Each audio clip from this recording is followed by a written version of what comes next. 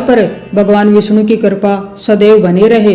तो आज हम सुनेंगे कामिका एकादशी की पौराणिक कथा। चलिए शुरू करते हैं। अर्जुन ने कहा, हे प्रभु, मैंने आषाढ़ माह की शुक्ल पक्ष की देवसेनी एकादशी का सविस्तार वर्णन सुना। अब आप मुझे श्रावण माह के कृष्ण पक्ष की एकादशी की कथा सुनाने की कृपा करें। इस एकादशी का क्या नाम है, इसकी विधि क्या है, इसमें किस देवता का पूजन होता है, इसका उपवास करने से मनुष्य को किस फल की प्राप्ति होती है। भगवान श्री कृष्ण ने कहा, हे श्रेष्ठ धनुर्धर, मैं श्रावण माह की पवित्र एकादशी की कथा सुनाता हूँ, ध्यान पूर्वक सुनो। एक बार इस एकादशी की पावन कथा को ब्रह्मा जी ने लोकहित के लिए नारद जी से कहा था। एक समय नारद जी ने कहा, हे पितामह, आज मेरी श्रावण मास के कृष्ण पक्ष की एकादशी की कथा सुनने की इच्छा है, अतः आप इस एकादशी की व्रत कथा विधान सहित सुनाइए। नारद जी की इच्छा को सुन ब्रह्मा जी ने कहा, हे नारद जी, आपने बहुत ही सुंदर प्रस्ताव किया है, अब आप बहुत ध्यान पूर्वक इसे सुनिए। श्रावण माह के कृष्ण पक्ष की एकादशी का नाम कामिका एकादशी है। इस एकादशी की कथा सुनने मात्र से ही वाजपेयी यज्ञ के फल की प्राप्ति होती है।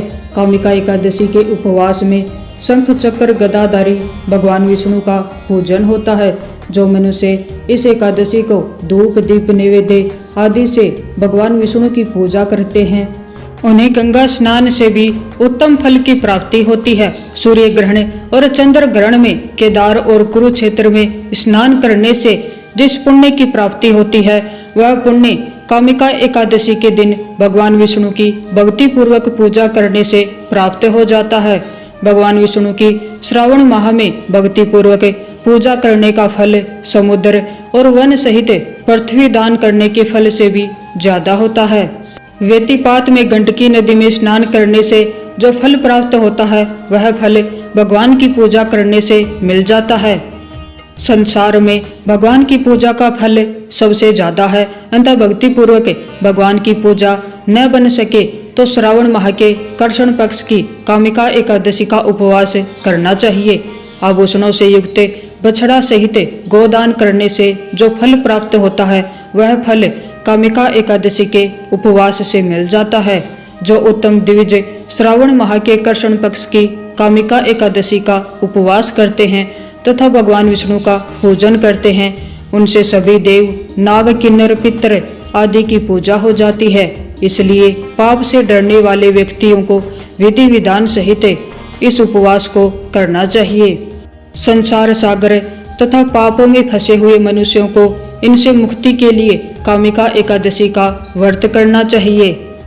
कामिका एकादशी के उपवास से सभी पाप नष्ट हो जाते हैं। संसार में इससे अधिक पापों को नष्ट करने वाला और कोई उपाय नहीं है। हे नारद जी, स्वयं भगवान ने अपने मुख से कहा है कि मनुष्यों को अध्यात्म विद्या से जो फल प्राप्त होता है, उसे अधिक फल कामिका एकादशी का व्रत करने से मिल जाता है। इस उपवास के करने से मनुष्य को न यमराज के दर्शन होते हैं और न ही नरक के कष्ट भोगने पड़ते हैं, वह स्वर्ग का अधिकारी बन जाता है। जो मनुष्य इस दिन तुलसी दल से भक्ति पूर्वक भगवान विष्णु का पूजन करते हैं, वे इस संसार सागर में रहते हुए भी इस प्रकार अलग रहते हैं, जिस प्रकार कमल पुष्प जल में रहता हुआ भी जल से अलग रहता है। तुलसी दल से भगवान श्री हरि का पूजन करने का फल एक बार स्वर्ण और 4 बार चांदी के दान के फल के बराबर होता है। भगवान विष्णु रत्न, मोती, मणि आदि आभूषणों की अपेक्षा तुलसी दल से अधिक प्रसन्न होते हैं। जो मनुष्य प्रभु का तुलसी दल से पूजन करते हैं, उनके सभी पाप नष्ट हो जाते हैं। हे नारद जी, मैं भगवान की अति प्रिय श्री तुलसी जी को प्रणाम करता हूँ। तुलसी जी के दर्शन मात्र से मनुष्य के सभी पाप नष्ट हो जाते हैं और शरीर के स्पर्श मात्र से मनुष्य पवित्र हो जाता है। तुलसी जी को जल से स्नान कराने से मनुष्य की सभी यातनाएं नष्ट हो जाती हैं। जो मनुष्य तुलसी जी को भक्ति पूर्वक भगवान के श्री चरण कमलों में अर्पित करता है, उसे मुक्ति मिलती है। इस कामिका एकादशी को रात्रि को जो मनुष्य जागरण करते हैं और दीप दान करते हैं, उनके पुण्यों को लिखने में चित्रगुप्त भी असमर्थ हैं। एकादशी के दिन जो मनुष्य भगवान के सामने दीपक जलाते हैं उनके पितर स्वर्गलोक में अमृत का पान करते हैं। भगवान के सामने जो मनुष्य घी या तिल के तेल का दीपक जलाते हैं उनको सूर्य लोक में भी सहस्त्रों दीपकों का प्रकाश मिलता है। एक गांव में एक वीर क्षत्रिय रहता था।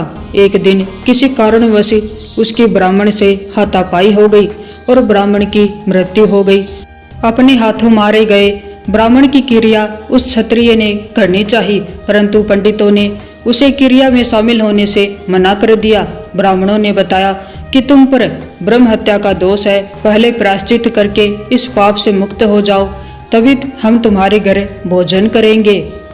इस पर क्षत्रिय ने पूछा कि इस पाप से मुक्त होने का क्या उपाय है।